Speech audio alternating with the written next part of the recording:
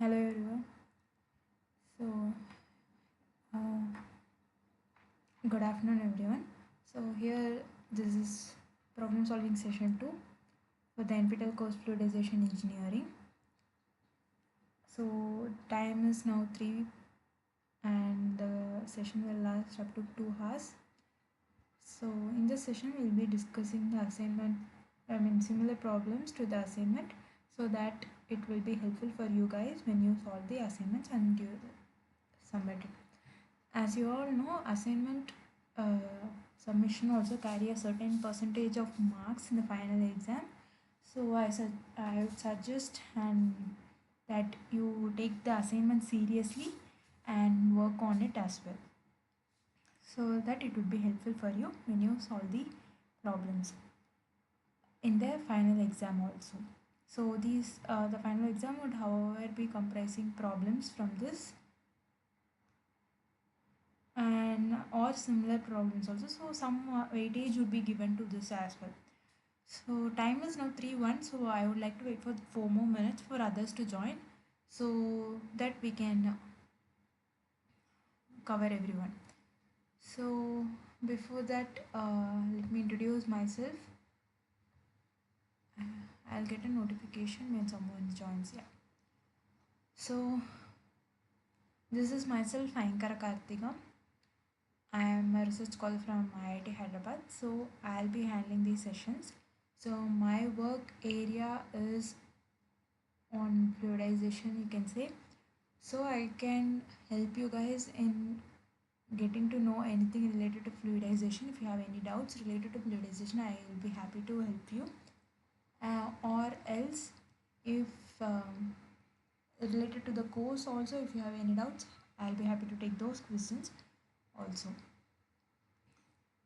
So we'll wait for 2 more minutes for others to join. If not, we'll start with the people who are present here, and yeah, we'll see.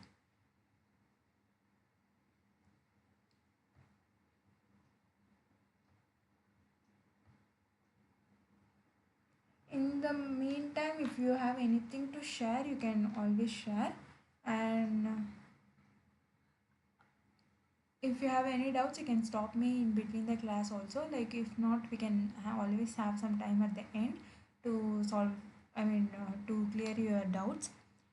And if you want me to improve in any aspects in these sessions, that also I'm happy to take the feedbacks. So if you feel anything like this could be, for example, the example I can say is like, if you're feeling that I should give 1 more minute for you guys to solve the assignments, the problems, and then we can discuss, like that also we can take. Or if the PPT is missing something, that also you can say. So any feedbacks are welcome. So please feel free to give feedback so that it would be helpful in for me in improving the classes.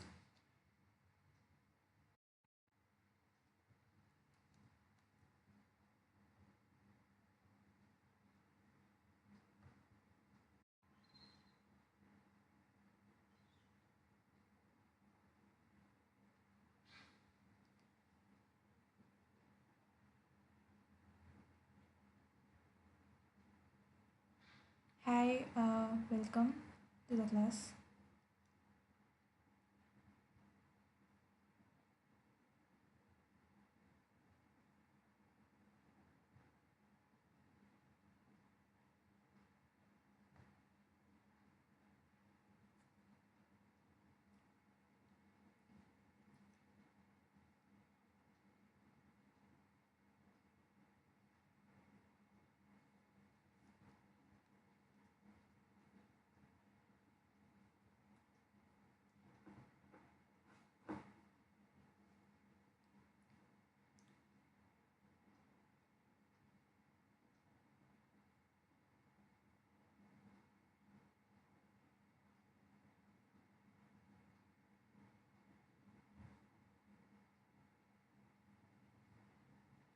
So yeah, we'll start the session for today.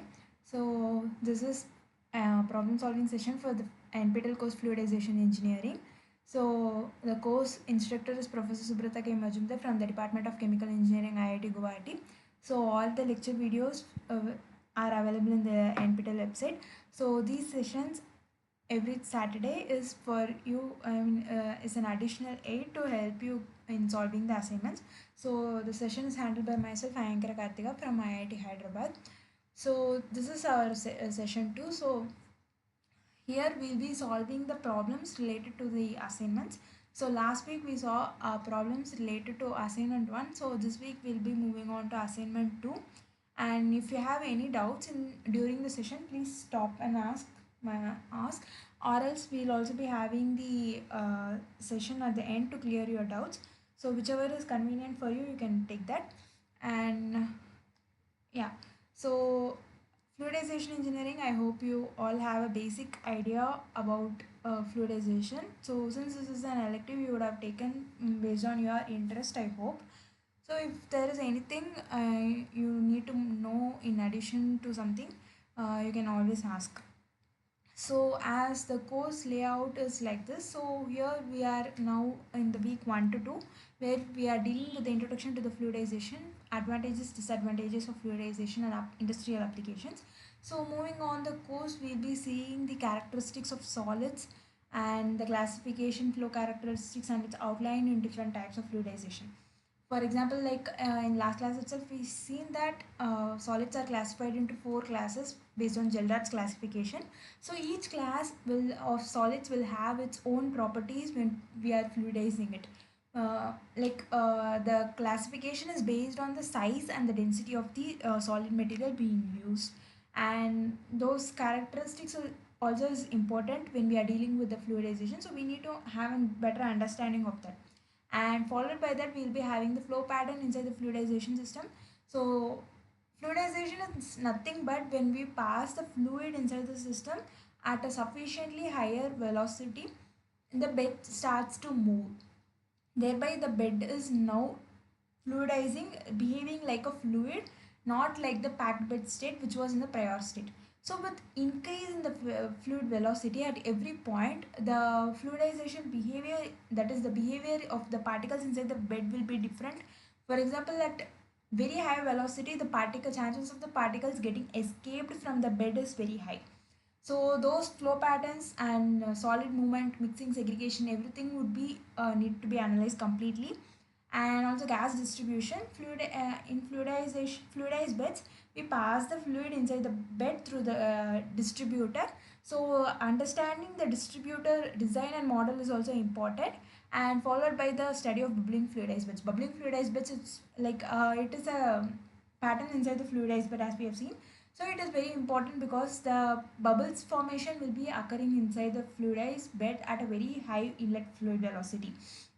So if bubble formation is there, we need to know the mass transfer and the heat transfer aspects related to the bubbles movement, also in addition to the solids and fluid movement. And next is the entrainment and elutriation from fluidized beds. This is what I have told about particles getting escaped from the bed. And attrition in fluidization, since the particles are in constant movement, chances of the solids to get broken down or size change occurring is there. So that also is important. And lastly, it would be about mass transfer and the heat transfer phenomena dealing with the fluidized beds. Happening inside the fluidized beds. So for books and references, there are 4 books. The first one is Cooney and Levenspil's Fluidization Engineering. So this book I would recommend you all to go through, because if you are very familiar with the book, you will be having a complete knowledge on the fluidization, which will be useful for you, because fluidization is a very industry oriented concept. Like in industry, you can see the fluidized beds at very large scale. So it is necessary to have a complete understanding of that.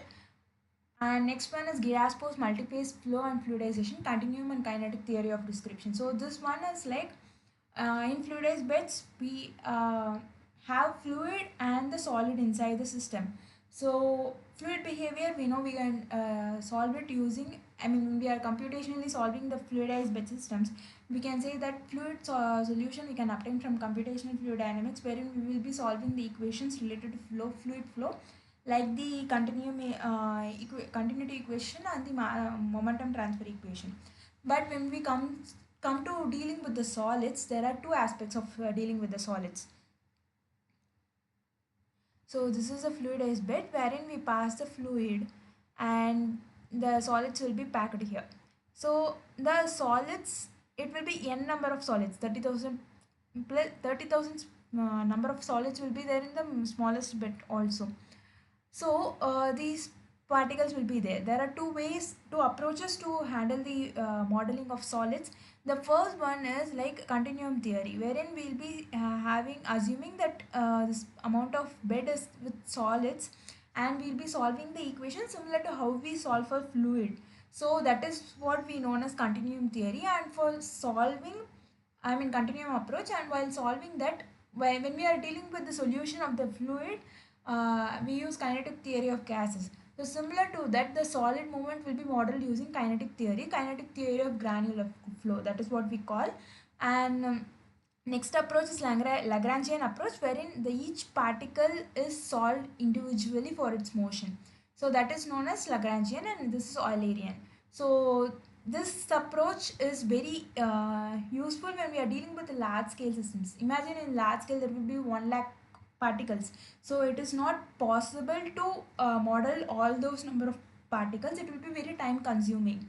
So continuum approaches has been used in the for a very long time, but there are disadvantages as well, because for it is not giving a very realistic phenomena, because there are so many assumptions involved when we are considering the solids as continuum. So all those things are dealt in this book. Multi-phase flow and fluidization. Fluidization is like we have fluid phase and the solid phase, so it is obviously multi-phase flow system. And in sometimes in liquid solid fluidization, bubbles will be there, and like liquid, gas, solid, all three phases would also be sometimes involved. So three phase systems. So all those things would be briefed out over there. And third is Giblaro's fluidization dynamics. And last is S K Majumder's hydrodynamics and transport processes of inverse bubbly flows. So these are the reference books. And now we'll before next slide is from the questions. So first we need to know completely what is fluidization. So it would be like before stepping into the problems, I would like to give an introduction to fluidization. So fluidized beds, as we have all known, consider this is the packed bed. So here the bed is there. This is a section of the bed. So here what is happening over here? We are packing, the solids are packed inside the bed, and we are passing air through the bed. I mean from the bottom. This is what we call as distributor. So we'll be sending the air through the distributor. This is a gas solid fluidized bed. So okay. So this is gas distributor, the black ones. So when we pass the air, and here the particles are tightly packed, so that is the condition. And we all know that when solids are there, we pass the velocity. For example, like imagine keeping some particles in a plate, and you pass air at a like air is passing and it won't move. But when you pass air with force, like by means of blowing or doing something, with that time you are passing the air at a very high velocity, so those particles will be moving. Similar is the case here. In packed bed, what happens, even though you pass the air inside the bed through the distributor, the air will be escaping through the voids present. I mean this is not a completely fluidized bed, that I mean completely packed bed, because the voids are however large. But if the bed is packed, I am talking about in that condition, we are passing the air, and at low velocity what happens is that the air would be escaping through the voids. Thereby the bed would not be, the solid particles would not be moving at all. The bed height would remain the same. So at that condition, what is happening? The weight of the particle is very high. That is the gravitational pull on the particles is very high. So this is in packed bed. So drag force is nothing but the force exerted by the fluid on the particle. Thereby it is pulling the particle. So if that drag force is less than the gravitational force, that is the gravitational force is acting downwards, and drag force is acting upwards, thereby pulling the particles. So if drag force is less than the gravitational force, because you can say gravitational force is higher, the weight of the particle is very high, to for that at that particular velocity the drag force is very low. So the particles would not be moving. That is what we call as a packed bed. But if we are increasing the fluid velocity, at one point the drag force experienced by the particles would be high, because CD is a function of velocity and drag force is again a function of drag coefficient. So here drag force exceeds the gravitational force and the particles also starts to move. So previously the packed bed was packed till this particles. So now actually the particles from which when it was tightly packed, now it has started to move, and the particles have started to moving to some more height. So that is what we call as fluidized beds. There in at fluidized beds the drag force is very higher than the gravitational force. So this is what happens inside the fluidized beds. So why are we going for fluidized beds? Like it should be having certain advantages, right? Yes, obviously in fluidized beds there are certain advantages, because it can helping more mass transfer and heat transfers exchange, because the particle fluid contact is more in fluidized beds than in the packed bed. So we can say that it is advantageous, and there are certain disadvantages as well, because like as you can see the fluid is passing and the particles are pulled up, and thereby the chances of the particles to getting rubbed over and attrition is there. So the particles may get broken down or something might happen. So there are advantages as well, the disadvantages as well. So it is like depending on the application, we need to focus on whether to use the fluidized bed or not. Like it is used in various industrial applications like drying, uh, like and like natural gas combustion, so on and so forth. So many for applications, coating the particles, so many things it is used. The fluidized beds are being used. So now we'll go to the questions. Like for this is these questions are related to assignment 2. So that is week 2 assignment problems. So these questions are like similar to the concepts from the second assignment. So it would be helpful if you are solving the week 2 assignments. I think the submission date is due by some Wednesday, I think next Wednesday. So I mean better check it, I am not very sure. So now we'll start. So now the thing is, if you have okay, once again.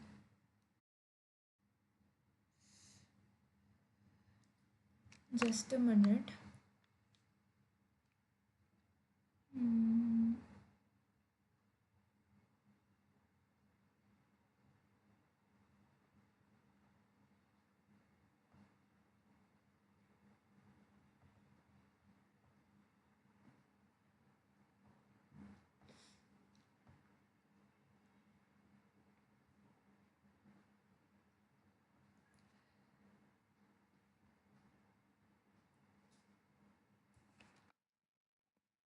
So yeah, now I want you people to give the answer as well if you know, so that we can discuss then. I mean, however, I'll be giving the answer, but just for having some interaction. At any point, you can stop me and ask me for clarification if you want anything. So yeah, now we'll start. So the first question is, the net force acting on droplet of water is equal to.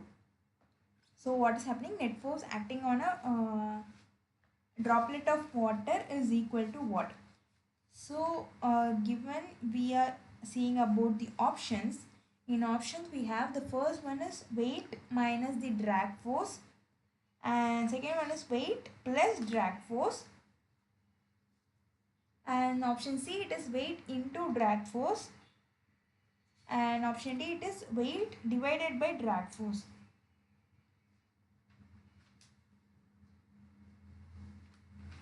So actually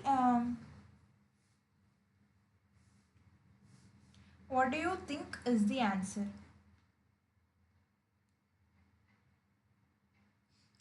I have actually shown the answer for this, so I'll go to the answer. So answer is weight minus drag force.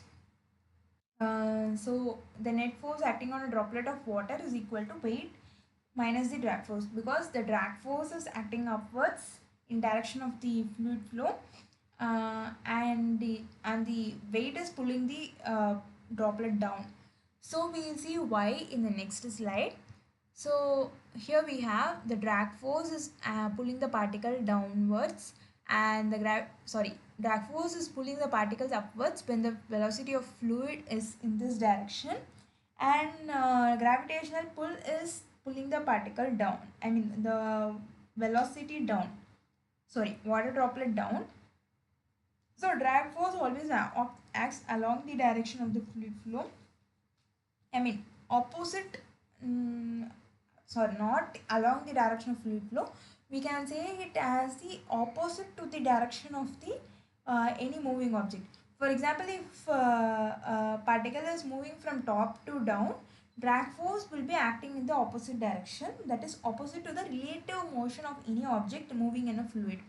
So if the particle is falling downward in the or the particle or the water droplet is falling downward, and the relative motion is downward. Okay, so if drag force in that case will be acting upward. So here the relative motion of the particle is downwards, so the drag force is acting upward. So drag can be said as the acting in the direction opposite to the relative motion of any object, be it particle or water droplet or whatever, moving in a fluid. So that is what we call as drag force. And here we have gravitational force acting downwards. And so at some point, drag or force of resistance will be equaling the gravitational pull on the object.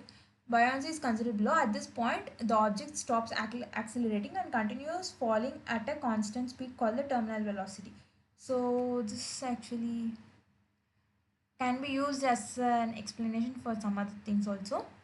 But for now, we'll see the image alone.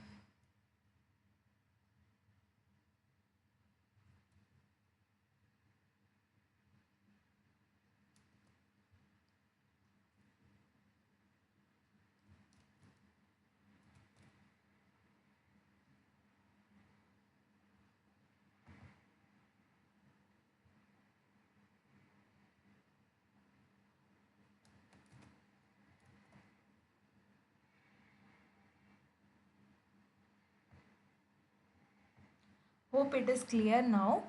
So yeah, so what is happening is that the velocity of the fluid is in this particular direction, that is in the upward direction, and this droplet is moving in the downward direction. So we have gravitational force acting in the downward direction, and the drag force acting in the upward direction. Why? Because the drag force acts opposite to the relative motion of any object moving in a fluid. So here it is acting in the opposite direction, and the fluid flow is in the downward direction. So that is it, and this the explanation we will be using in the next question. So for your information, this video is being recorded because we need it in the for uploading in the later. For those who will be noticing and who will be seeing the videos later can also see that. So for that purpose, the video is being recorded. So now we'll just for your information. Now we'll go to question 2. In question 2, we have when the net force acting on a droplet becomes 0, its constant speed is known as dash. So what is here, what are we saying? When the net force acting on the droplet becomes 0, its constant speed is known as dash.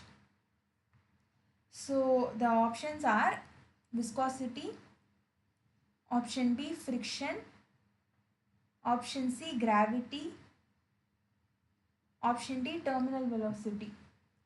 So just think of this question. I'll be back in a minute actually.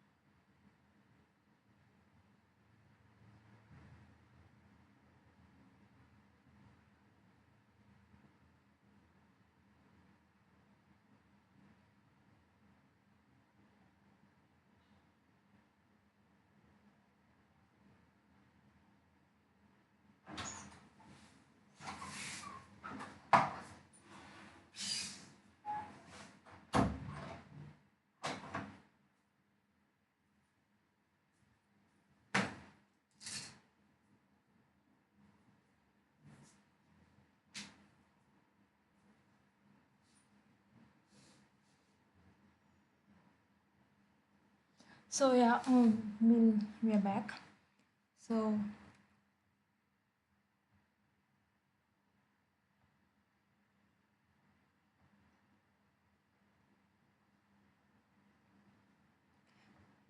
if you want any questions, I mean, want to answer any questions, you can put it in the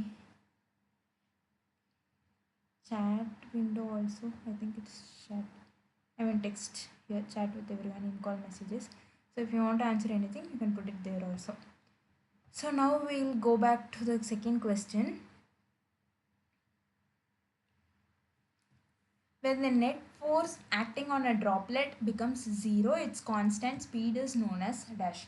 So option A, viscosity, option B, friction, option C, gravity, option D, terminal velocity. So we all know that when the net force acting on a droplet becomes zero, its constant speed is known as terminal velocity, because uh, terminal velocity is nothing but we are making the particle to fall through a certain column of liquid or something, and the particles would be, I mean, the particle or droplet considered here, whatever it shall be, it would be moving through that fluid. The velocity would be varying till a certain height, so after which the velocity would remain the constant, that we call it as terminal velocity, terminal settling velocity. So after that its velocity has remained constant, so that is what we call as terminal velocity. And otherwise also you can eliminate options like viscosity, gravity, friction, everything, because on looking at it itself we can say that um, the viscosity is like the property of the fluid, and friction is like interaction between the fluid and the droplet, and gravity, it is like acting irrespective of anything. So terminal velocity is the only one that is applicable over here. So the question, we'll read it again, it will be more clear. So when the net force acting on a droplet becomes zero, its constant speed is known as terminal velocity. Option D is the right answer. So we'll see the explanation as well from this I mean from the slide that we have seen previously. So here what it means is that here we are having like this is the droplet and it is moving downwards along the fluid from in the fluid. So the velocity of the fluid is in this direction, and the because the relative motion of the droplet is in the downward, we are having the drag force experienced by the particle in the upward direction, and the gravitational force experienced being in the downward direction. So at some point drag or the forces will be equal to the gravitational pull. So the drag force and the gravitational pull will be equal. At this point the object stops accelerating and continues falling at a constant speed called the terminal velocity. So before this it was constantly accelerating. For example, take a column of water and put any ball, something small ball. So you will be ball or any object, you will be observing that till a certain height in the column the particle will be accelerating very fast. You can do this at home also, like you can take a tall column and put some small object inside it, you will be able to see that the particles would be accelerating till a certain height, after which the drag force on the particle and the gravitational force exerted on the particle would become same, and the object would be starting to uh, fall at a constant speed. This constant speed is known as terminal velocity. So before it was accelerating and now it is falling at a constant speed. So this is what we call as terminal settling velocity, or terminal velocity or settling velocity or terminal settling velocity, whatever you want to call. So when the net force acting on a droplet becomes zero, its constant speed is known as terminal velocity. So now we'll go on to question 3. I hope it is clear. Question 2 is clear. Now in question 3, what is being asked? When the net force acting on a droplet becomes zero, it falls with option A, increasing speed, option B, decreasing speed, option C, constant speed, option D, zero velocity. Again this is the same question and is the extension of the previous questions, or the previous second question asked in a different way, we can say.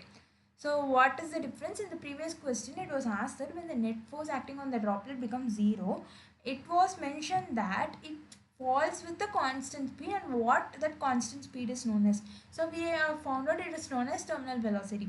So here the question is like when the net force acting on droplet becomes zero, it falls with. So in the previous thing itself we have seen it falls with a constant speed, right? Whereas like before that particular thing, before the net force acting on a droplet becoming zero, we can say that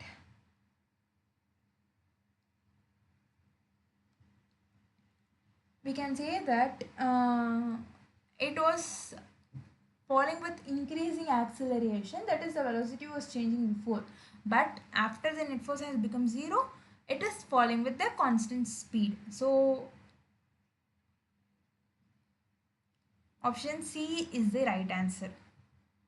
Option C is the right answer. Explanation as given in the previous question itself.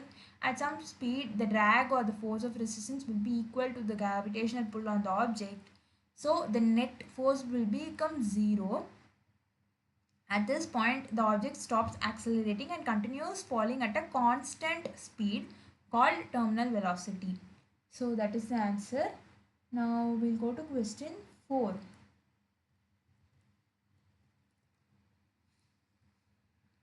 In question 4, okay, question 4, it is about drag force for Reynolds number less than 0.1, where mu is the viscosity of fluid, ut is the terminal velocity of the fluid, terminal velocity of the particle falling, and dp is the diameter of the particle, and rho f is the density of the fluid. So we have seen about drag force, drag force, drag force. So what exactly is the drag force? So we have seen that drag force is acting opposite to the relative motion of the any object through the fluid, and the terminal velocity is nothing but the velocity at which it falls freely through the fluid at a, it happens at a constant speed.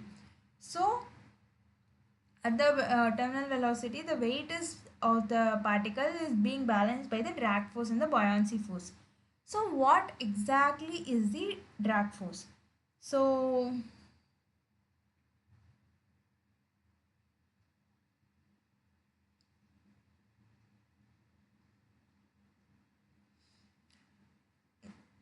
here for that we have two cases actually. When we are dealing with drag force, we always have two cases. The first one is at a lower Reynolds number, and the second one is at a higher Reynolds number. For example, in lower Reynolds number, or is the Reynolds number less than 0.1, we say it as a Stokes regime. And Reynolds number, a very high Reynolds number, we call it as turbulence regime. That is laminar zone and turbulence zone, we all know. Laminar zone is also known as here Stokes regime. So in Stokes regime, here the condition is given for Stokes regime. So we are, what are we doing? The drag force, it is the opposite, acting opposite to the relative motion of the any object in a fluid, right?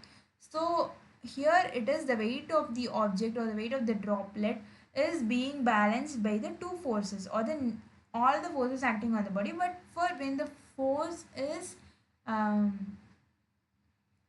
when it is falling through a column, settling through a column, we have considering mainly two forces, that is buoyancy force and the drag force. So this is the weight of the object. So here it is weight of the object is mass into gravity.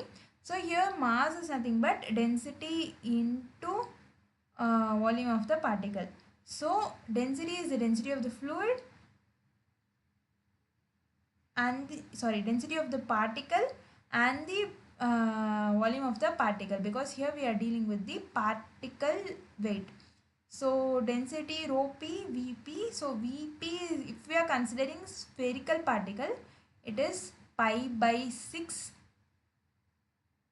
and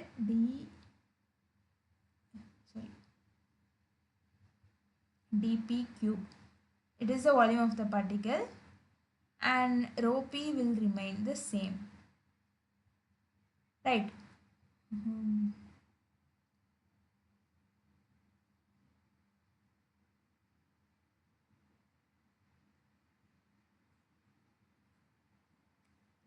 So mass into gravity is the weight of the particle, and m here is density into volume. Density is equal to mass by volume. So mass is equal to density into volume. So density is rho p, that is the particle density. Here also we can say that mp into g. So particle density into volume of the particle. Volume of the particle, if we are considering the shape of the particle as sphere, pi by 6 dp cube is the volume of the particle, and g. So rho p into pi by 6 dp cube into g. And we have F drag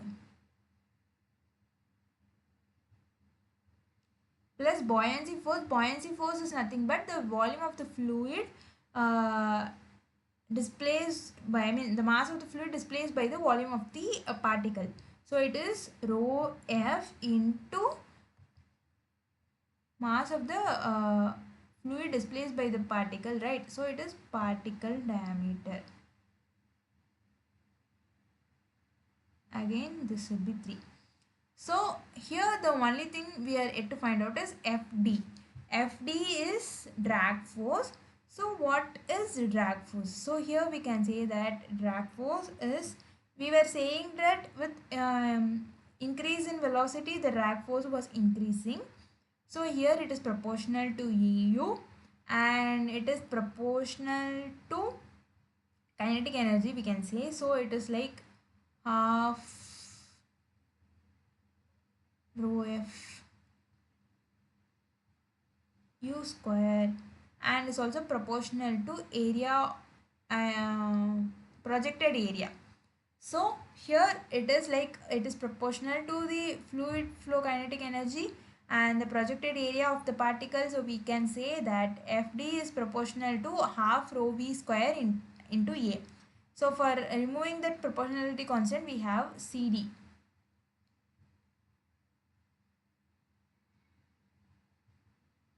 I mean you can fill, right, remaining thing. So FD is equal to CD into half rho u Vt square.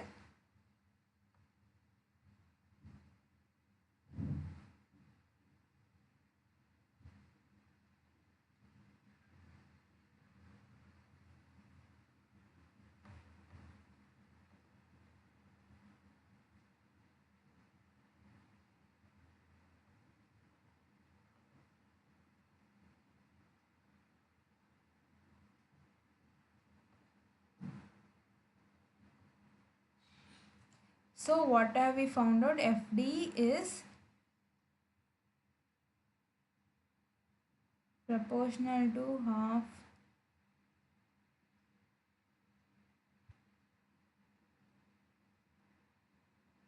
rho f ut square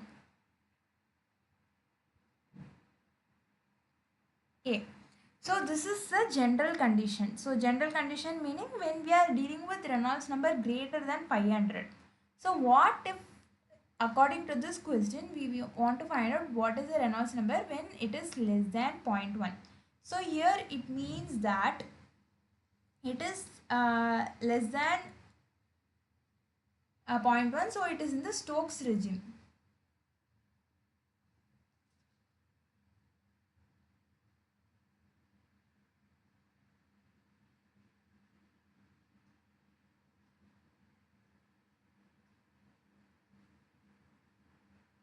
So instead of going to all this particular derivation, we can say that since the particle is in the Stokes regime, it is highly dominated by the viscous force. So like Reynolds number is nothing but the initial force by viscous force, right? So if the Reynolds number is very low, what does it mean? It is highly dominated by the viscous zone, viscous regime. So Reynolds number is less than 1.1 here. I mean, if Reynolds number is low, it means that viscous forces are very high, because Reynolds number is the ratio of inertial force to viscous force, right? I think I'm a bit confusing you people over here. So we'll start from first. Here it is, Reynolds number is nothing but inertial force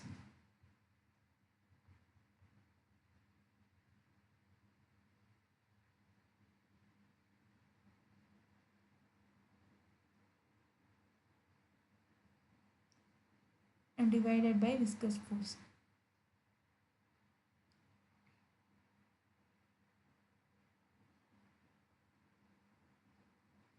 So if Reynolds number is very less, that is less than 0.1, the inner viscous force is dominating. So viscous force is very high. So drag is again dominated by viscous force only. So we can say that it is falling in the Stokes regime, and hence it is equal to 6 pi mu r u. 6 pi mu r u. Like if you go and see the Stokes law regime and their definition, we can say that Fd is equal to 6 into pi mu into r into ut. So for this question, now let us get back to the question and see the answer. So it is nothing but just a quick recap. So drag force is nothing but is dominant in the Stokes regime. So when the question here is asking about drag force for Reynolds number less than or equal to 0.1, when mu is viscosity of the fluid, ut is the terminal velocity, dp is the diameter of the particle, rho f the density of the fluid. So first Reynolds number is less than or equal to 0.1. So Reynolds number is nothing but Reynolds number is equal to inertial force by viscous force. So in Stokes regime, viscous force is dominant because that makes Reynolds number less than 1. That is, on the other hand, we can say that if Reynolds number is less than 0.1, the viscous forces are dominant. So viscous forces are dominant in the Stokes regime. So in Stokes regime, drag force is given by 6 into pi into mu into r into vt or ut, whatever terminal velocity is there. So here it is the formula, and now we will first look at the options. Option 1, it is option A, it is CD half rho f ut square A. So this is the expression actually we have arrived at in the previous one. So this is the expression when Reynolds number is greater than 500. So Reynolds number is greater than 500. In the turbulent regime, it is Fd is equal to CD into half into rho f into Vt square into A. And 3 pi mu dp ut square, here square is there, so it is not. And 3 pi mu dp ut. So as I've said in the last slide, this slide only explanation, it was same 6 pi mu r into ut or 3 pi mu dp into ut, diameter or radius. So 6r3 comes. So it is 3 into pi into mu into dp into ut. So be careful, it is not square. And option D again, CD half rho f ut into A. Again this is false because one thing, this is not square, and second thing, even if it is squared, the answer is this particular thing is applicable in Reynolds number greater than 500, whereas this option B is completely wrong.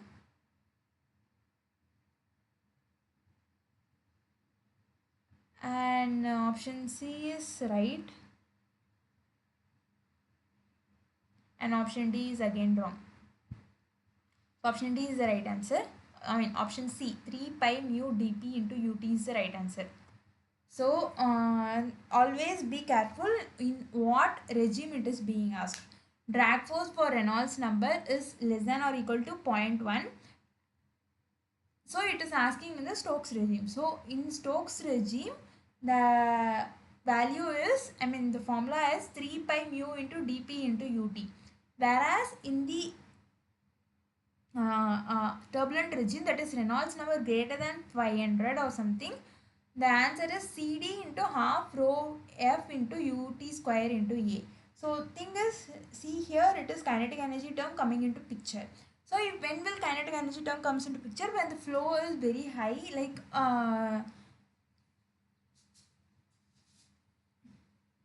so it is 4 by, or else like you can see one more thing also, just CD is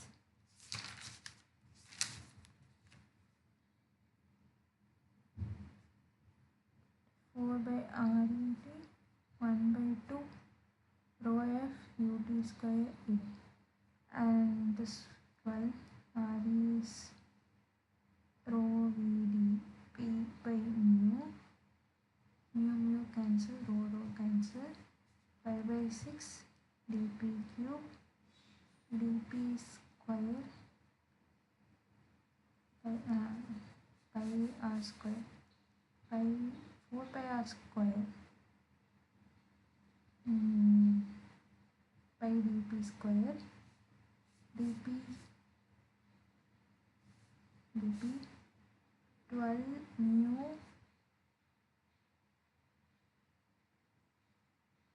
pi dp, 3 pi mu dp ut is there.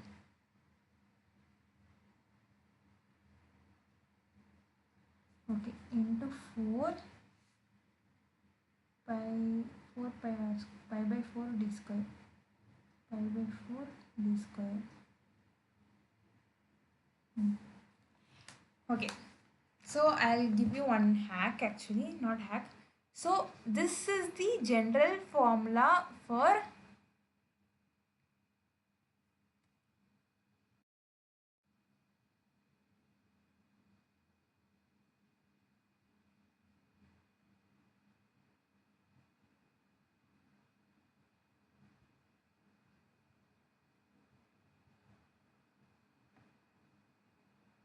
so here, as we have seen, W is equal to Fb, that is buoyancy force,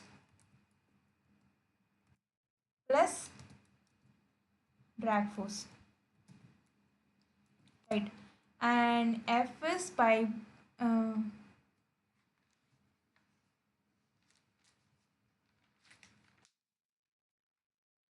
W is equal to m into G. W is equal to m into G. M is nothing but rho into volume into, insert symbol, rho into volume into G. So everything is for particle.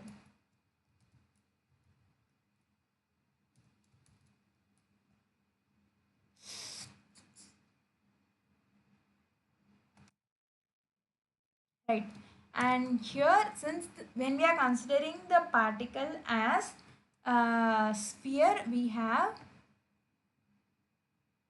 where is pi? Pi by 6 into d p.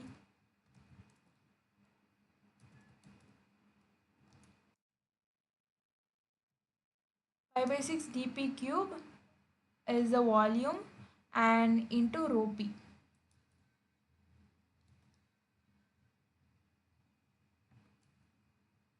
Into G, and F B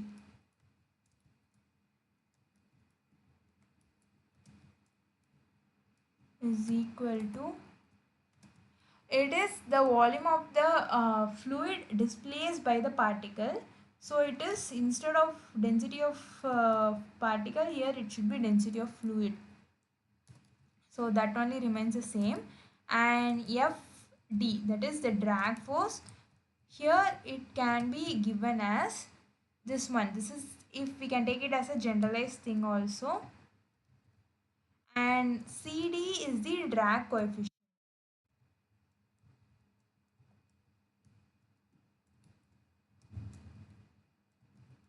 Cd is the drag coefficient.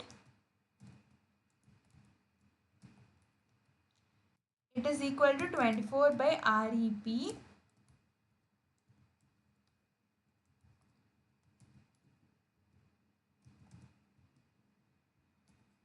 24 into Rep. So it is rho v dp.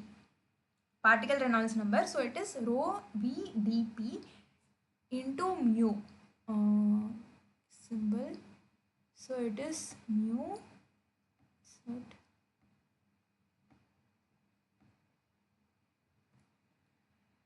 Mu rho f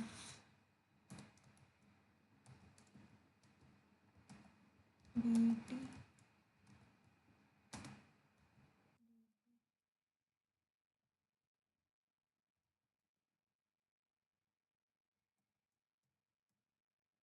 So we are now substituting this over there. When REP less than 0.2, 0.1 or 2, 0.2. So now we are substituting this over here.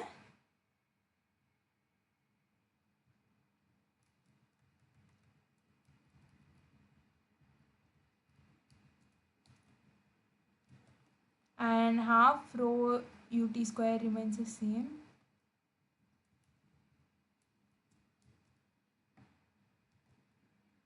Here it is u.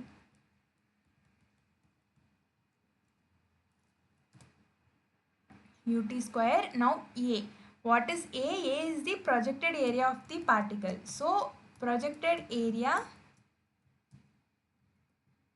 is nothing but when we are considering sphere, the projected area is circled, right? If the particle is falling, and imagine seeing it in a two-dimensional area from the flow direction plane, so it would be circle. So circle area is pi r square. So it is pi r square or pi by 4 d square. Pi by 4 d e square. So again we are putting this over there, and now we will be getting FD. FD now it is, we get 24 by 4, it is 6.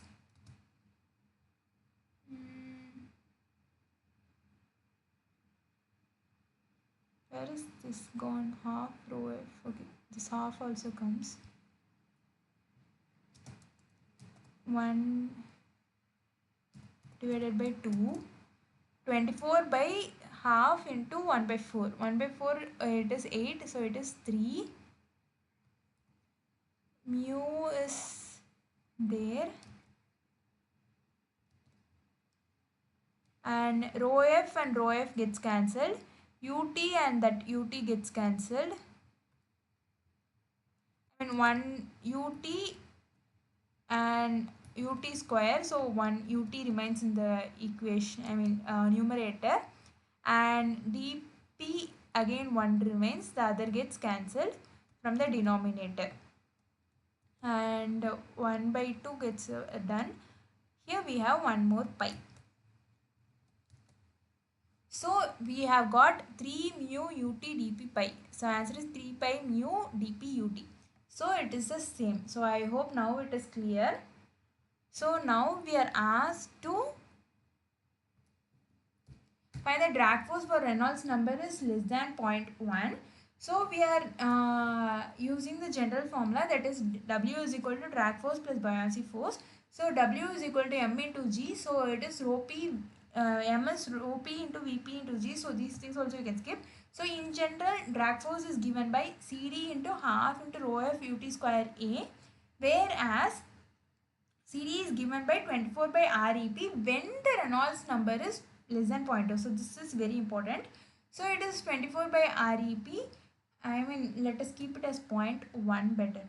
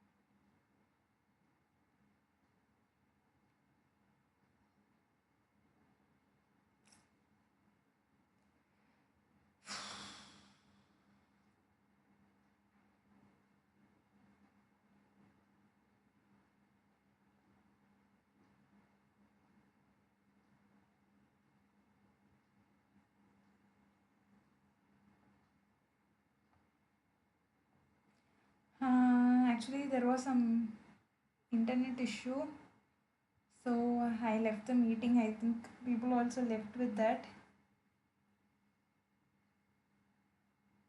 So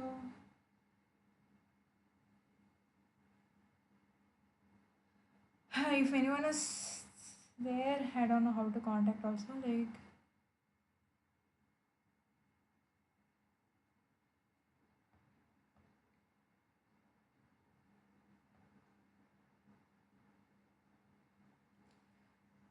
okay. Well, I'll continue with that. If anyone can join, let them join.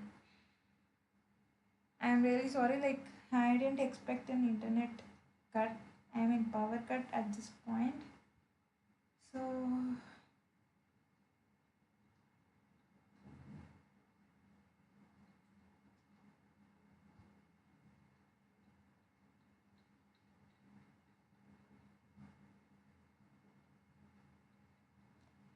once again, I'll just update some settings over here.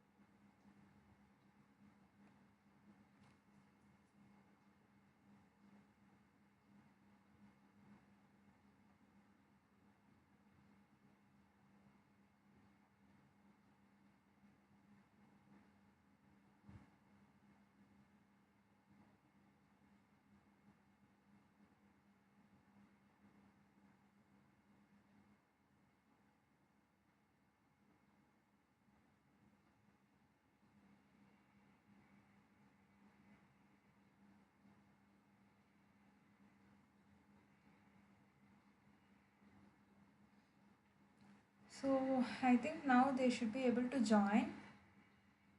We will see. Like, time has passed. I don't know whether they will be joining. So, but yeah, we'll see.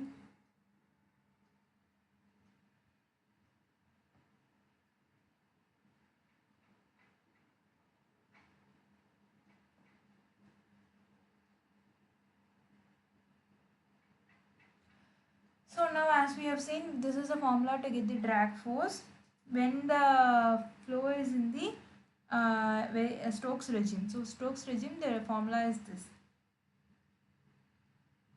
So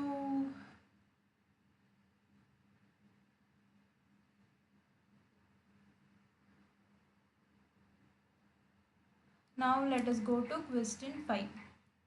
3 pi mu dt is the right answer. Mu dp ut.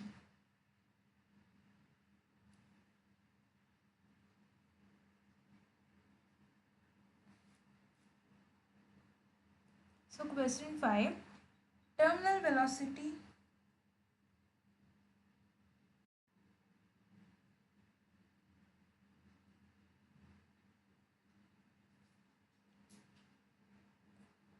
ut for turbulent flow is expressed by mu is equal to velocity of fluid, and ut is the terminal velocity, dp is the diameter of particle, rho f is the density of fluid, and rho p is the density of particle, g is the gravitational constant, cd is the drag coefficient. So the question is, what is the formula for terminal velocity for turbulent flow? So turbulent flow is expressed by mu is equal to viscosity of fluid, ut, and everything same. So here it is 4g dp rho p minus rho f by 3d rho f, and 4g dp rho p minus rho f by 3 cd rho f, and again it is 4g dp 3 rho p minus rho f 1 by 4 3 cd rho f, and same. So it is same to the last problem, but here it is asked in turbulent flow, and the question is regarding finding the terminal velocity. So now we need to find the terminal velocity, whereas in the last problem what did we solve for? We solved for drag force. So similar to that, now we are going to solve for the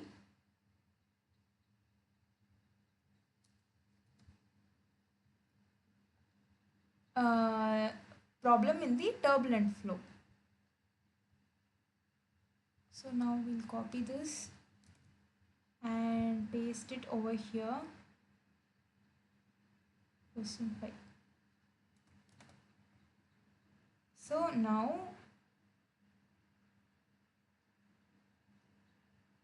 once again, just give me 1 second.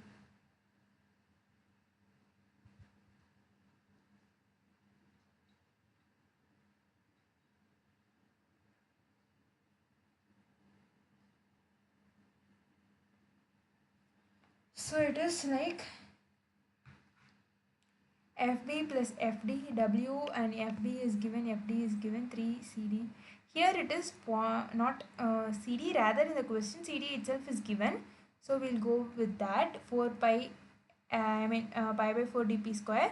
So now we are going to get the terminal velocity. So we are going to substitute everything back in equation, in this first equation.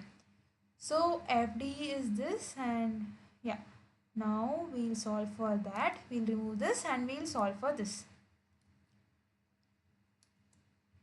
So W is this one.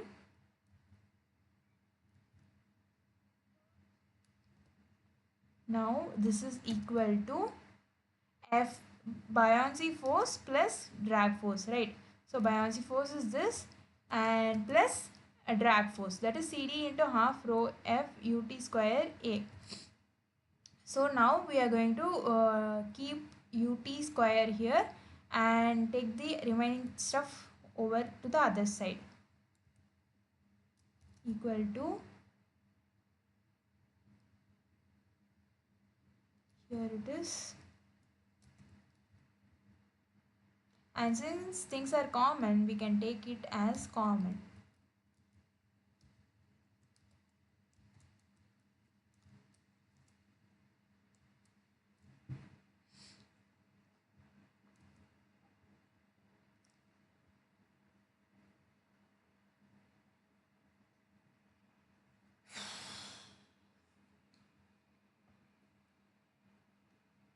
And ut square alone we are keeping here and taking other things to the other side, divided by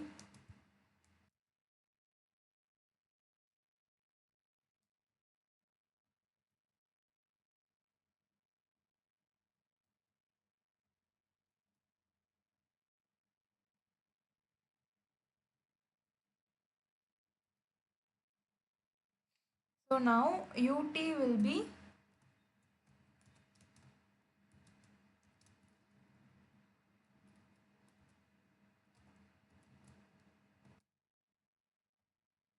here everything, okay, not everything, rho p minus rho f will be there and pi will get cancelled, and here 6 and here by 4, so it is 4 by 6, and 4 is 2 by 6, no, it is 4 by 3 pi by 6, okay,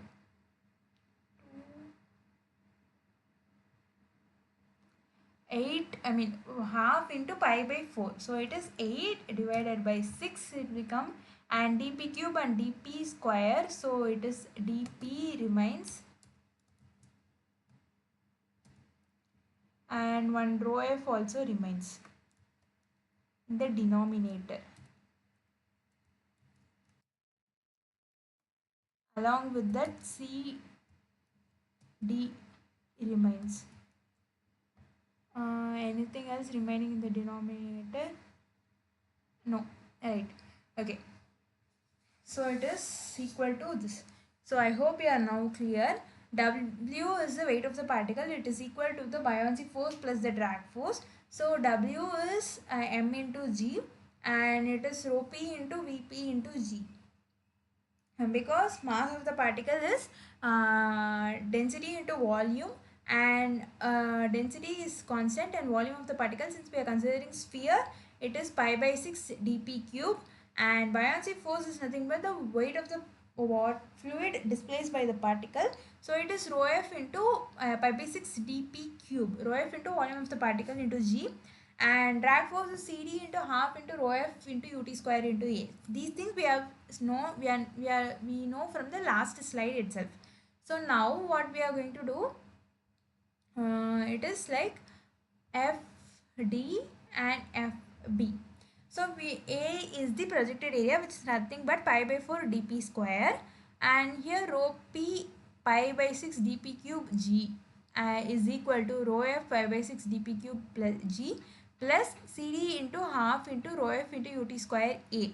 So when we put back everything, we get this, and we solve for that, and we get ut value as rho p minus rho f into 4 by 3 g we left out. Yeah. dp 1 remains into g divided by rho f into cd.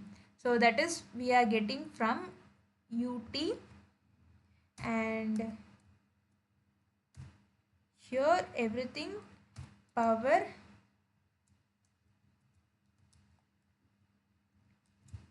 0.5, because here ut square and we are taking it to the other side, so it becomes 1 by 2 or 0.5. So right answer is option B is the right answer. Option B is the right answer. Now we'll go to question 6. In question 6, calculate the dimensionless terminal velocity ut star for a particle whose dimensionless diameter is 2. So calculate the dimensionless terminal velocity for a particle whose dimensionless diameter is 2. So here we are going to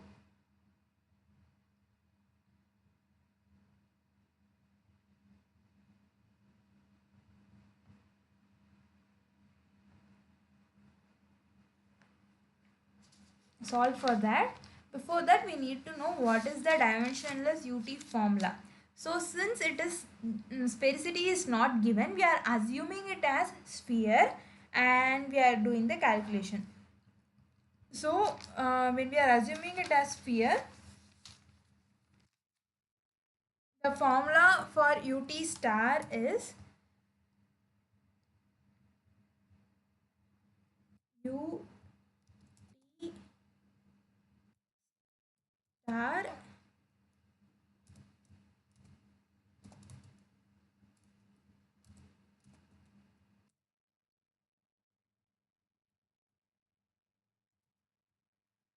ut star is given by 18 divided by dp star, and that is 18 divided by dp star plus dp star square actually plus 0.591 divided by dp star power 0.5 dp.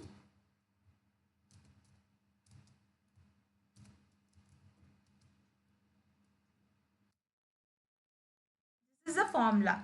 So now we are going to substitute everything over here in the form equation. So our ut star is,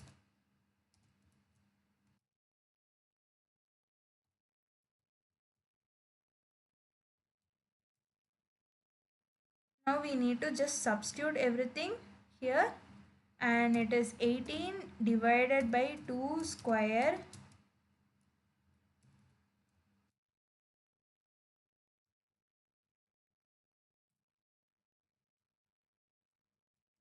plus 0.591 divided by 2.5.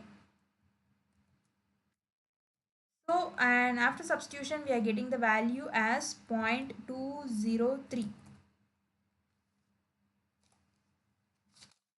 So here it is 18 divided by 4 plus 0.591 divided by root 2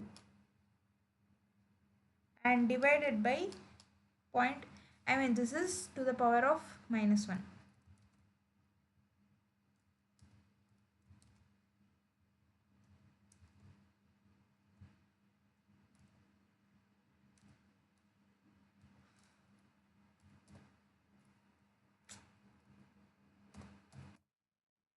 Here also it is minus 0.1. So I hope answer is clear for question 6. It is a very straightforward question. Now we are going to question 7. In question 7 it is asked that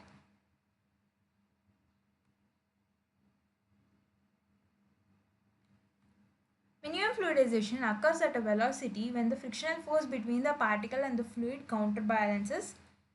Option A, sphericity of the particle. Option B, density of the particle. Option C, volume of the particle. Option D, weight of the particle.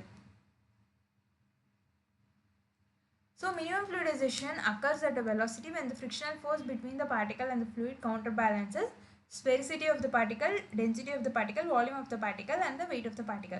So as we have all seen that minimum fluidization is nothing but when the weight of the particle is balanced by the drag acting on the particle, drag or the frictional force between the particle and the fluid. So answer to this is option D is the right answer, weight of the particle. So minimum fluidization is nothing but when we increase the fluid velocity till some point the pressure drop keeps on increasing. The pressure drop keeps on increasing and this is known as fixed bed condition. After which the bed velocity starts, the pressure keeps on increasing and the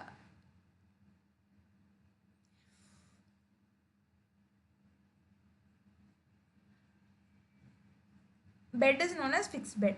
After fixed bed, it is known as fluidized bed because the pressure drop keeps a decrease. I mean pressure drop remains the constant.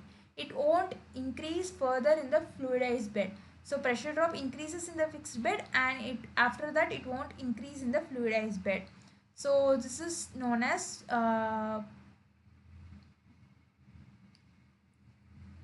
the point at which the fixed bed transforms into fluidized bed, it's known as minimum fluidization condition, till which the pressure drop keeps on increasing, after which it remains a constant. So this is known as minimum fluidization. So at this point what happens, the frictional force between the particle and the fluid just balances the weight of the particle. So the bed remains in the packed bed but it is in a loosest packed bed state. In the minimum fluidization condition, the bed remains in the lowest possible packed state. So this is known as minimum fluidization condition. And here are the fluidization regimes. So the first one is fixed bed, when the velocity of the fluid is very low. Afterwards, if the velocity is slightly as you keep on increasing the fluid velocity, there comes a point when the gas or the liquid velocity uh, would be the one known as minimum fluidization velocity. Uh, this point the bed remains in the loosest possible packed state and afterwards it remains in the smooth fluidization state. In smooth fluidization condition happens when we are fluidizing using the liquid medium and at that point there would be no formation of bubbles, and if in the same condition if we are passing the fluid gas as a fluid, chances are there that for the bed to form bubbles. So it is known as bubbling fluidization. As these bubbles grow in size, we call it as a slugging beds, and it can be axial slugs or even flat slugs wherein the bubbles almost reach the size of the column and afterwards these bubbles starts breaking and it is known as turbulent fluidization, after which the chances of the particles to escape the bed is there, known as lean fluidization with pneumatic transport. This happens at the highest fluid velocity. So in the bubble formation occurs mostly with the gas fluidized beds. So these are the fluidization regimes. And now we move on to question 8. In question 8 it is asked that at minimum fluidization the onset pressure drop at which fluidization starts and packed bed condition diminishes can be estimated from which of the following equations. So as we have seen, we have been telling that at minimum fluidization the pressure drop uh, would remain constant after that, and this is known as onset of fluidization or minimum fluidization or incipient fluidization, whatever we call it. So at this point fixed bed diminishes and fluidized bed condition starts. So which equation can be used to estimate the pressure drop at that particular condition? We use Ergun's equation. So it is spanning friction equation, no. Navier-Stokes equation, again no. And Ergun's equation, this is C is the right answer, and D is Bernoulli's equation. So Ergun's equation is the right answer. So the equation comes as this: 150 into 1 minus mu into it comes has two factors, pressure drop divided by the length of the bed is equal to 150 into 1 minus epsilon square into mu into u divided by epsilon mf cube divided by phi s square divided by dp square, where phi s is nothing but sphericity of the particle, dp is the size of the particle, and mu is the viscosity of the fluid, and u is the velocity of the fluid, plus 1.75 into 1 minus epsilon divided by epsilon mf cube into rho l divided by phi s divided by dp into umf square. So the first term is for laminar zone. The second term, that is 1.75 into 1 minus epsilon mf rho l umf square divided by epsilon mf cube divided by phi s divided by dp is nothing but for the turbulent zone. So together put with when both of the terms are put together, we get the pressure drop per unit length of the pressure drop per length of the bed, and this can also be written as rho p into g into 1 minus epsilon mf, rho into g into 1 minus epsilon mf into length of the bed also. Not length cancels. What I'm saying was pressure drop can be given in the form of rho g h. H is the length of the bed, rho, and rho p minus rho f, and it is g into 1 minus epsilon mf also comes. So that calculation comes using the Ergun's equation. So that is the carry away from this particular slide. Now we are going to question 9. Just give me a break, okay? I'll be back in 2-3 minutes. Before that, yeah, I'll show you the questions so you can just go through the questions and we can discuss.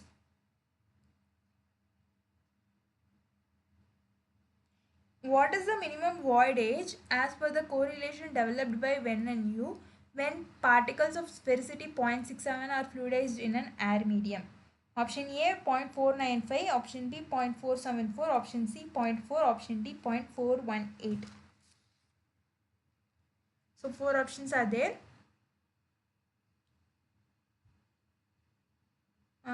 Just get the answer. I'll be back in a minute.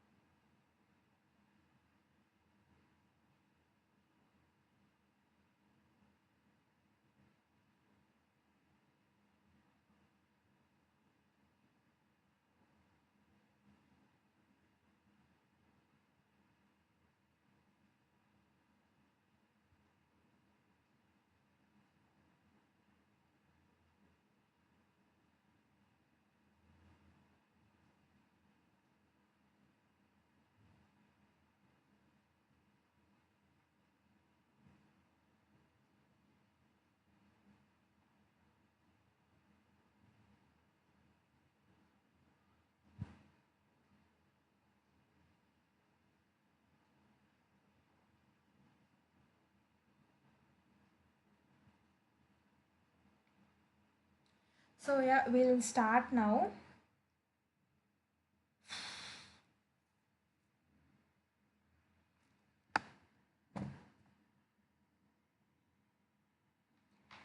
Minimum voidage is 0.474.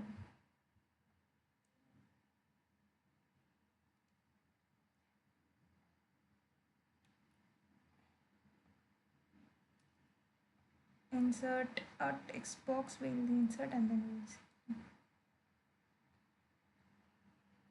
So what it when you give the correlation as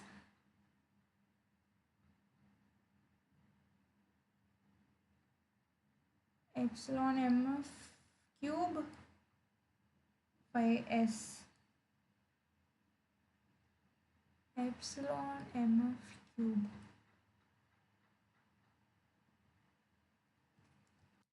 mf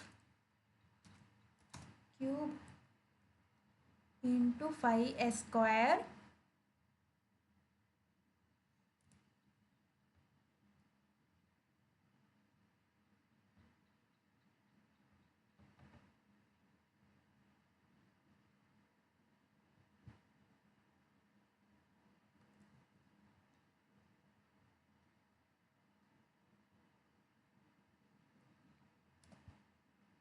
okay phi s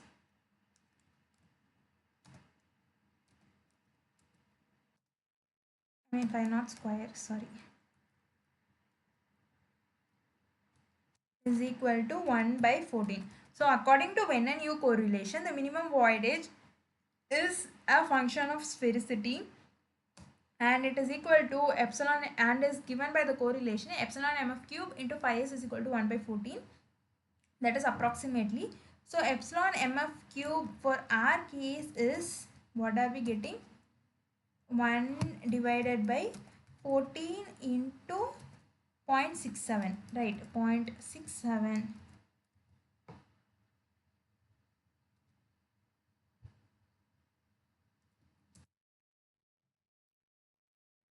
14 into 0.67 divided 1 divided by that is equal to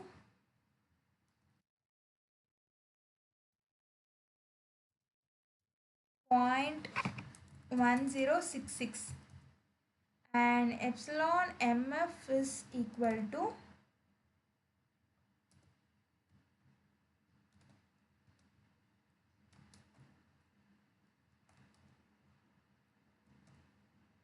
1 divided by this value power 1 by 3, 0.474.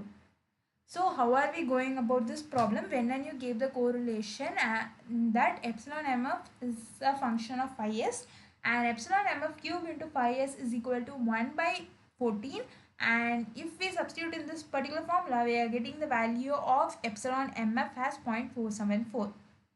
I hope it is clear. Now we'll go on to other problems. So answer is 0.474 for the last question. So question number 10. Bayes' correlation for gas solid fluidization is best for particles of size dp, dp greater than 100 micrometer, dp less than 100 micrometer, dp is greater than 100 mm, dp less than 100 mm. So answer is option B, dp less than 100 micrometer is the right answer. So option B is the right answer. Bayes' correlation is given for gas solid fluidization is best for particles of size dp less than 100 micrometer is the right answer. We'll go to question 11. In question 11, a fluidized bed is operating with air at minimum fluidized condition with particles of cube 0.08 meter of side. What is the effective diameter of the particle where dp is the diameter of sphere having the equivalent volume? So here we are fluidizing the bed with particles where the particles are of the shape cubes. So in all the equations, if you have observed, we are using dp as the parameter. dp is diameter of the particle, we agree, but if it is spheres we can say that dp is some value which we know. But for cubes, how are we going to use the dp? Here for particle shapes other than spheres, we use dp as the equivalent volume diameter or the effective diameter. So here we are considering the cube volume and the sphere volume to be the same and get the diameter of that particular sphere which has the same volume as that of the cube, and use that diameter in the all the regions. So effectively speaking, the volume of the particles remains the same. So cube volume and the sphere volume is the same now, and we are getting the diameter of that sphere and using it. So here again we are using the calculation, and we'll see. So first is diameter of the particle, no, size of cube is equal to 0.08 meter, and now volume of cube is equal to 0.08 cube is equal to 8 into 8 into 64 into 8. 8 into 64 is 512. So 0.08 power 3 is 5.12 into 10 power minus 4.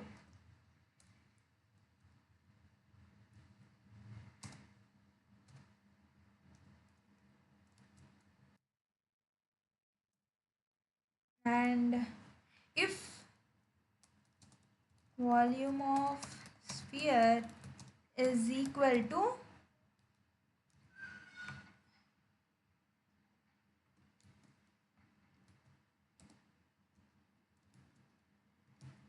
dp,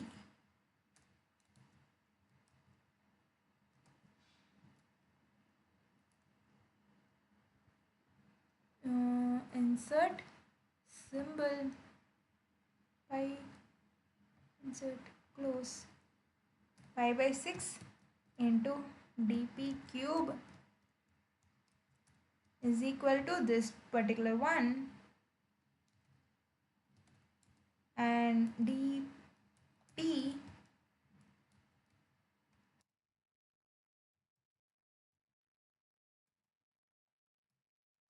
is equal to 5.12 into 6 divided by pi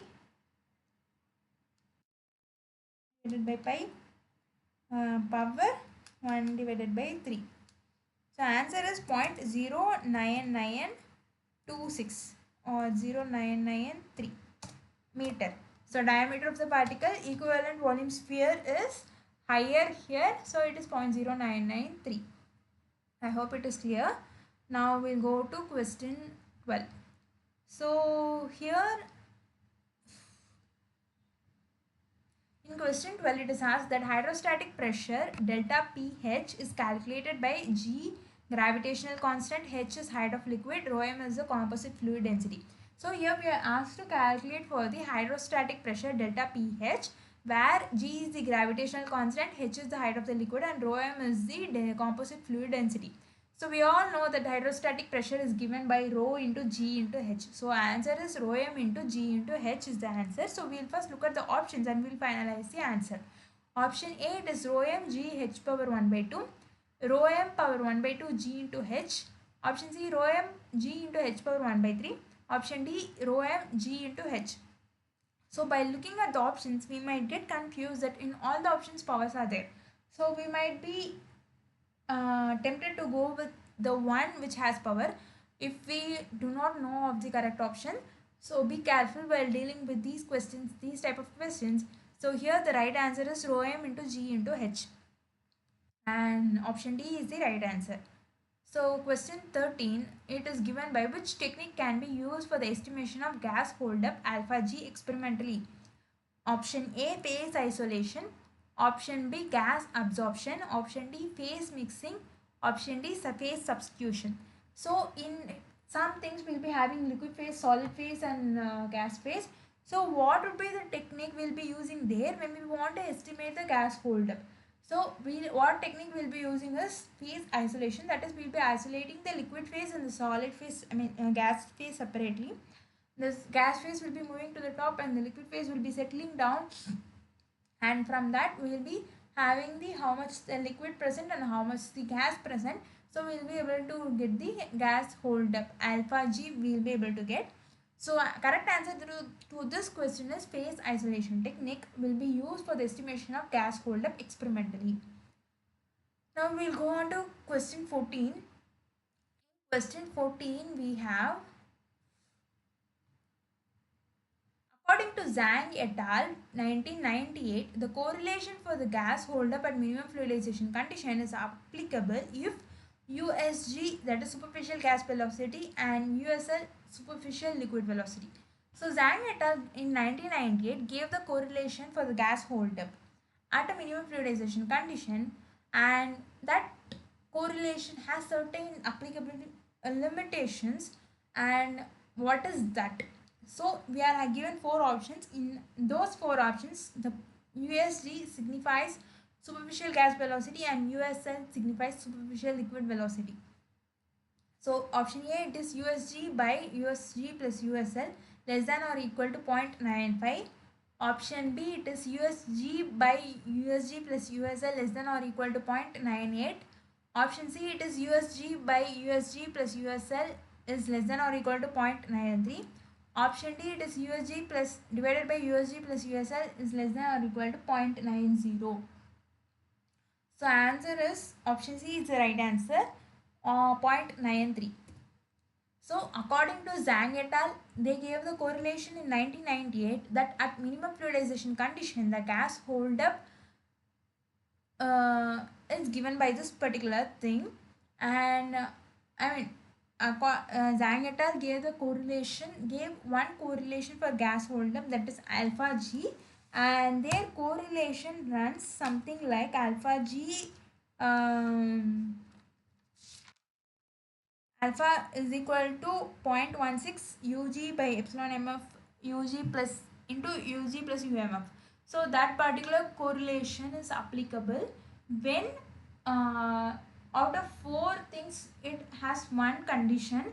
That condition is nothing but USG, that is U superficial gas velocity divided by U superficial gas velocity plus U superficial liquid velocity, must be less than or equal to 0.93. So option C is the right answer. Now we'll go on to question 15. In question 15, it is given that Froude's number for gas is defined by what? So here in this definition for Froude's number is being asked, and here Ug is the velocity of gas and G is the gravitational constant and D is the diameter of the particle. So Froude's number for the gas is defined by what? Ug is the velocity of gas and G is the gravitational constant and D is the diameter of the particle. So out of the options, we need to identify which one is the right answer, and for that we'll have these things.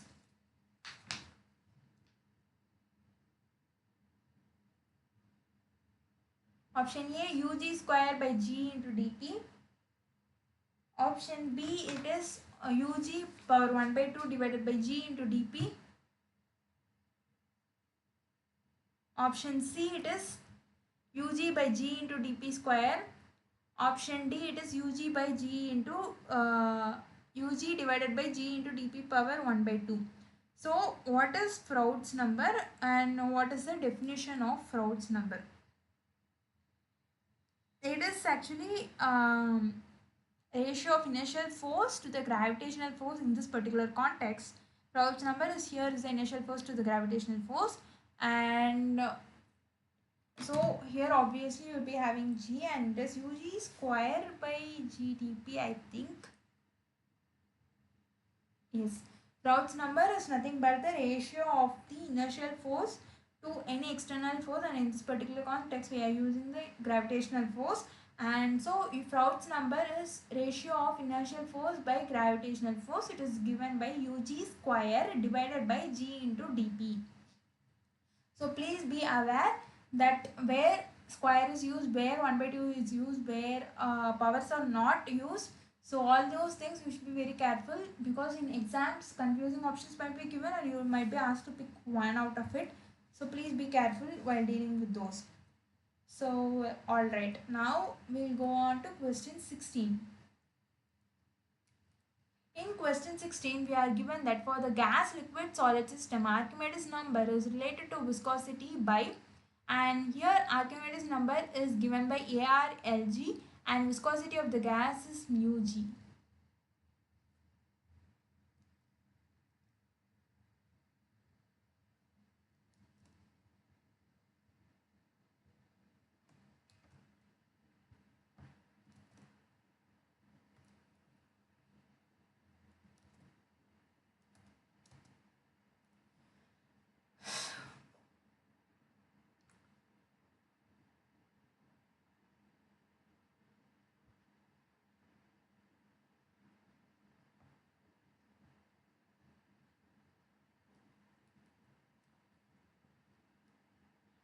AR is proportional to 1 by mu g, AR is proportional to 1 by mu g cube, and AR is proportional to 1 by mu g square. AR is proportional to 1 by mu g power 1 minus 1 by 2. So our Archimedes number is inversely related to viscosity of the gas, that we know. So last option we can eliminate, I think, because it is given in -1, and so it will come to power. So AR is proportional to inversely proportional to mu g, viscosity of the gas. So that we can recollect from the formula. So what is Archimedes number's definition? So Archimedes number is given by rho F, that is fluid density, into particle density minus fluid density, that is the relative density, into G into dP cube divided by mu square. So mu square is the option. So answer is option C. Archimedes number is inversely proportional to mu square. So Archimedes number is also known as, can anyone tell what is Archimedes number also known as? Archimedes number is also known as, there is one more name for Archimedes number. So if anyone can tell, it would be good. Alright, it is also known as Galileo number, and Archimedes number, also known as Galileo number, is of the definition rho F, that is fluid density, into relative density between the fluid and the particle and the fluid, into gravitational constant, into dP cube divided by mu square. So right answer is option C.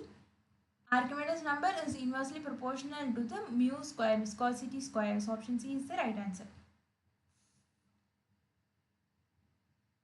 Alright, we'll go to question 17. Here is the definition of Archimedes number. We'll go to question 17. In question 17, it is asked that according to Venn and U, the value of the index n for the gas, liquid, solid system, where USG is the superficial gas velocity. So Venn and U in 1966 gave a index for when we are dealing with gas, solid, liquid system, and what is the value of n is what is being asked in this question.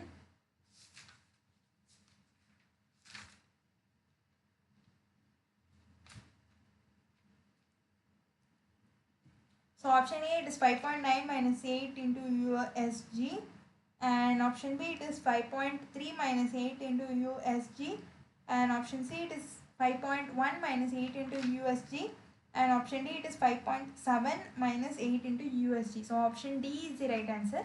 So Venn and U in 1966 gave an index value n for the gas, liquid, solid system, and n is nothing but function of superficial gas velocity over here. So what is the definition of n according to Venn and U in 1966? So n is given by 5.7 minus 8 into USG, that is superficial gas velocity. So in week 2 lecture, actually you would have studied about the minimum fluidization condition for two-phase system as well as the three-phase system. So here we are dealing with three-phase system, that is gas, liquid, solid, everything is present, and n according to their definition is equal to 5.9 minus 8 into U into USG. I mean 8 into USG. 5.09, 5.777. So according to Venn and U in 1966, value of index n for the gas, liquid, solid system is 5.7 minus 8 into USG. So option D is the right answer. Yeah. Now we'll go on to question 18. In question 18, it is asked that when the particle Reynolds number is 750, the flow is Stokes flow, laminar flow, turbulent flow, all the above. So this is a question similar to the question being asked in this week's assignment. So be careful.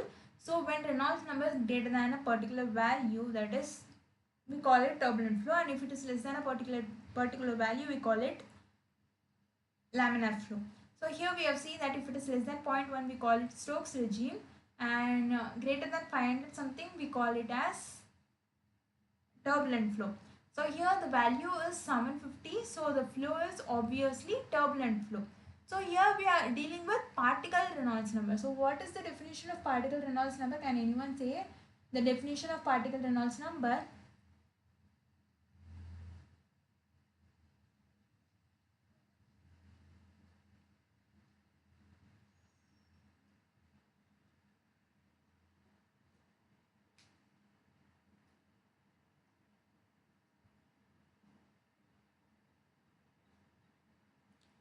particle Reynolds number is given by rho into V into dP by mu. So it is rho V dP by mu. So generally Reynolds number comes as rho V d by mu. Here it is d is particle diameter dP. So that you must be aware of. And rho is fluid density, V is the terminal settling velocity of the particle, rho V or the relative velocity of the particle and the fluid, rho V dP by mu. Mu is the viscosity of the fluid medium. So here in this particular question, when the particle Reynolds number is greater than 750, flow is known as turbulent flow. So option C is the right answer. So we'll go to question 19. In question 19, how many more minutes left? Yeah, 13 minutes we have. And yeah, I want to just go through the problems once again because I kind of rushed up during the problems and there was this issue of power cut also. In the next time, I hope like when I leave the meeting, you will not be affected actually. So I'll make sure of that in the next class. This class it kind of messed up and actually I informed the other person through some other link. I mean not link, through some other, I joined the meeting through some other profile and informed her that I'll be rejoining it in 5 minutes and I asked her to wait. So I think some other issues came, but yeah, I'll rectify it as time goes. In the next class, I hope there will be no issues over that. So coming back over here, at the minimum fluidization velocity, weight of the particle is counterbalanced by, we all know that it is weight of the particle is balanced by the drag force, and we'll see the options: frictional force between particle and the fluid, gravitational force acting on the particle, and buoyancy force acting on the particle, none of the above. So weight of the particle is just because of the gravitational pull acting on the particle. So it is almost the same as option B. So what it is just counterbalancing at the minimum fluidization condition, it is counterbalancing the frictional force between the particle and the fluid. There was a question which asked the same question in the other way, that at minimum fluidization condition, the frictional force between particle and the fluid is counterbalanced by weight of the particle or vice versa. So you must be very confident of the concepts. In whatever angle it is being asked, you should be able to answer it. So here the answer is option B, option A. Weight of the particle is just counterbalanced by frictional force between the particle and the fluid. So we'll go to question 20. Yeah, answer is option A. Question 20, drag coefficient in turbulent flow regime is equivalent to 0.44, 0.22, 0.88, 0.11. So answer is obviously we know in turbulent flow regime. Please be aware that it is asked at turbulent flow regime. So answer is 0.44. Option A is the right answer. And question 21, it is drag coefficient in the Stokes law regime is equal to 48 by RE, 24 by RE, 64 by RE, 16 by RE. So it is answer is 24 by RE. Here the question is drag coefficient in Stokes law regime. In previous question it was in turbulent flow regime. So in turbulent flow regime it is 0.44 and in Stokes law regime it is 24 by RE. Again, please be known that this particular correlations are applicable only when we are dealing with spherical shaped particles. For non-spherical particles, depending on the particle shape, everything will be varying. The base may remain the same, however, things will be varying. So, and 24 by RE is the right answer. So, in last question, it is 22. According to gel-like classification, coffee beans, grains, peas, etc. are examples of powder of the type. So, we all know that gel-like did the classification of the particles used in the fluidized beds into 4 categories: type A, type B, type C and type D. Type C is the smallest particles, so they are cohesive in nature, and type A is comparatively larger in size, and type B is comparatively larger in size, and type D is the largest. So here like the classification is based on the particle size and the particle the relative density between the particle and the fluid. So here coffee beans, grains, peas, etc. come under what type? So on looking at the size itself, we can see they would be around 5 mm or something. So 5 mm is like greater than 1000 micron for sure. So it is like of type D. Like those particles are very large particles. Like they are larger than sand. So obviously they will be coming under type D, gel that D. So option A is type A, option B type B, option C type C, option D type D. So type D is the right answer.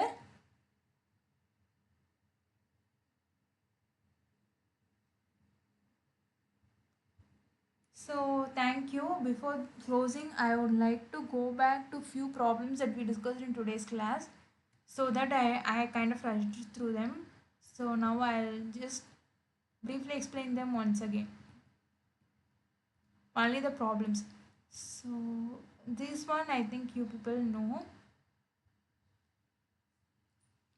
Weight of the particle is balanced by the buoyancy force and drag force. So weight of the particle is nothing but mass into gravitational force. So mass of the particle is volume into density of the particle, and volume of the particle is pi by 6 dp cube for spheres. So and similarly buoyancy force Fb is rho f into pi by 6 into dp cube into g, because this is the volume of the fluid displaced by the particle, and drag force is given by Cd into half into rho f v square into e. So all these we know, and here we are asked for the drag force at Reynolds number less than 0.1. So at Reynolds number less than 0.1, C is given by 24 by REP.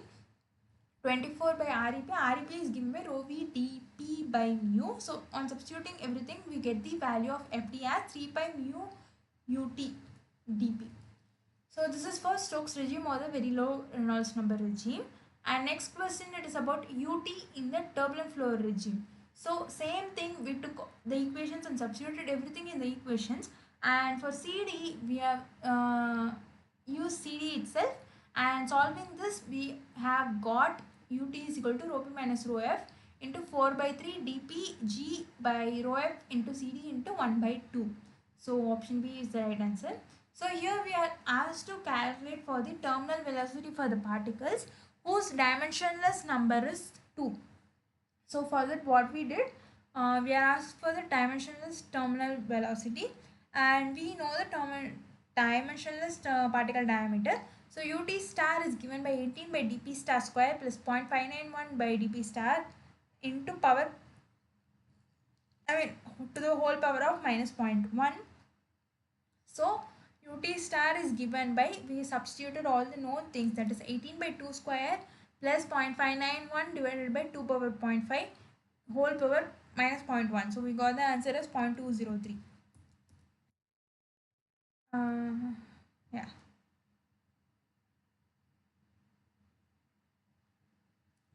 So question 7, it is theory questions. 8, it is theory. Yeah. 9 is a problem. We are asked to find for the minimum voltage as per the correlation developed by Venn and Yu. So Venn and Yu gave the correlation that epsilon mf cube into phi s is equal to 1 by 15, is approximately equal to 1 by 15, not exactly equal to 1 by 15. So if we know phi s, it is 0.67. So we know that epsilon mf cube is 1 by 14 into 1 by 6.67, and epsilon mf cube, it gives us 0.1066, and epsilon mf is 0.474. The fact is that if is is 1, that is for spherical particles, epsilon mf is what approximately. So here it is rather than 0.67, if we substitute it as 3, sorry, if we substitute it as 1, we get the epsilon mf value as 0.41, 4149 or 41 something. So here the conclusion is that spheres have the packing fraction between 0.4 to 0.45. So these things itself you can use, and this is the answer. And next question is base correlation is less than 100 micrometer, and next is we are asked to find the effective diameter of the particle inside the fluid edge beds when we are using cubes whose dimensions is 0.08 meter. So for that, first we need to identify the volume of the cube, which is given by a cube, and volume of sphere is same as volume of cube, so it is 5.12, same as the volume of cube. And if that is the case, And we know this volume of sphere is pi by 6 dp cube, and we put it back and dp we get as 0.099 meter. Option A is the right answer therefore. Delta pH is given by rho gh, phase isolation. And here it is a Zhang et al. Correlation. He gave the correlation for gas holder but minimum fluidization condition. That correlation is applicable under certain circumstances. So that condition is asked in this question, and for that it is 0.93. So USG by USG plus USL is less than or equal to 0.93. So option C is the right answer. Raoult's number is UG square by GDP. Yeah. AR is proportional to 1 by mu square. 5.7. Yeah, these are all theory questions. So I just wanted to give an idea of the problems once again. So now it is done. So if you have any doubts, you can ask now. We'll have five. We have. It is almost 5, but I'll wait for 5 more minutes. So if you have any questions, you can ask me. We'll discuss that. And again, we'll meet next Saturday from the 3 p.m. to 5 p.m. So we'll see. Yeah, thank you. If you have any questions, let me know.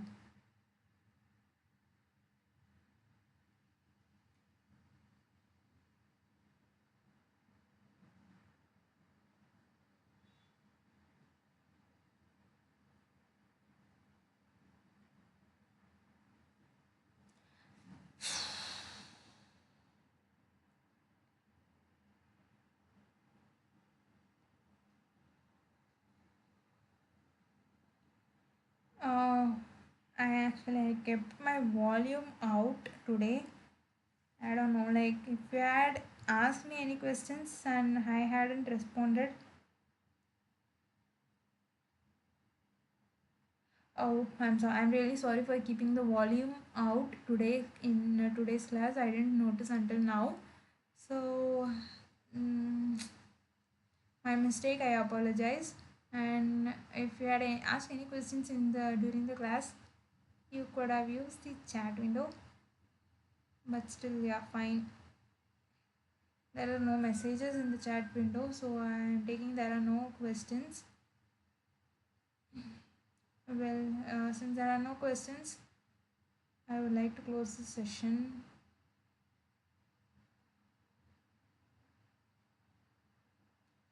So yeah, I'm sorry for two things have caused in today's class.